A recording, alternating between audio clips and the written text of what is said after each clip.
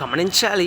శిష్యుడైన యూదా యేసుక్రీస్తు ప్రభువారిని ఒక్కసారి మాత్రమే సిలువకు అప్పగించాడు. కారణం ఏంటి?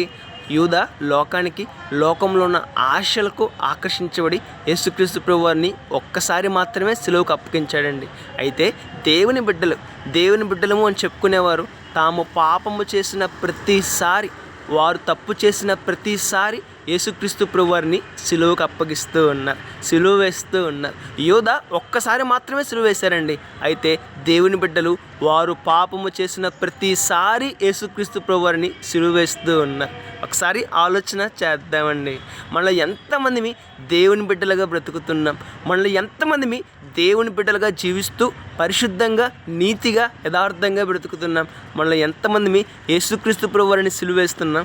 మనలో ఎంతమంది యేసుక్రీస్తు ప్రభువారిని సంతోషపరుస్తున్నాం? ఒకసారి ఆలోచన చేద్దామండి.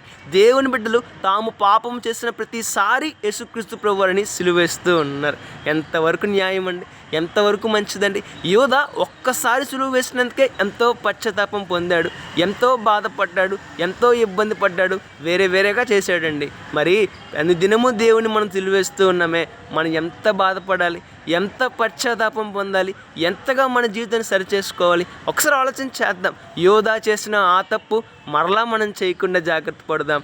పరిశుద్ధంగా జీవిద్దాం, నీతిగా జీవిద్దాం, యథార్థంగా జీవిద్దాం. మన జీవితాన్ని సరిచేసుకుందాం, మన జీవితాన్ని బాగు చేసుకుందాం. యేసుక్రీస్తు ప్రభువారిని సంతోషపరుద్దామే తప్ప బాధ పెట్టొద్దండి. ఆయన ఎప్పుడు సంతోషపడతాడు?